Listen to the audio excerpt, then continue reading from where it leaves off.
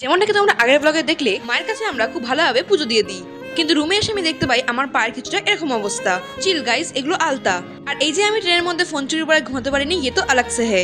খ্যাট ছোড়ো, এই ঘুমের বিষয়টা পরে দেখা যাবে। এখন খানিকটা মার্কেট এক্সপ্লোর করা যাক। চল ঝুটা। ওকে, 40 টাকা 4টা কচুরি আর নিরামিষ তরকারি খাওয়াই ছিল আমাদের মেন উদ্দেশ্য। তারপরে হোটেলে এসে আমরা ঘুমিয়ে পড়ি। 3 ঘন্টা ঘুমিয়ে ওঠার পর আমরা পেয়ে যাই মায়ের ভোগ প্রসাদ। अब आइए आपको रूम दिखाता है। रूम नंबर 204 দিয়ে ঢুকতে তোমরা সবার প্রথমে পেয়ে যাবে এই বাথরুম। खैर छोड़ो, ये थोड़ा सा प्राइवेट है। ये देखो हमारा कमरा। এই রুমে একটা টিভি আছে, একটা ডাব্বা আছে, আর এটা আমি। আর সবথেকে বেস্ট পার্ট হলো আমাদের রুমে জানা থেকে মায়ের মন্দির পুরো স্পষ্ট দেখা যায়। অ্যাজ আমাদের প্ল্যান ছিল রাতের বেলা আমরা শ্মশানে যাব, তাই আমরা শ্মশানে যাই। এখন কেউ এটা জিজ্ঞেস করে বসে না শ্মশানে কি করতে গেছিলাম, কারণ অনেস্টলি আমরা কেন গেছিলাম এর উত্তর তো আমাদের কাছেও নেই। শুধু এইটুকুনি জানি যে সেখানে আমরা গিয়েছিলাম আর সেখানকার পরিবেশ কিছুটা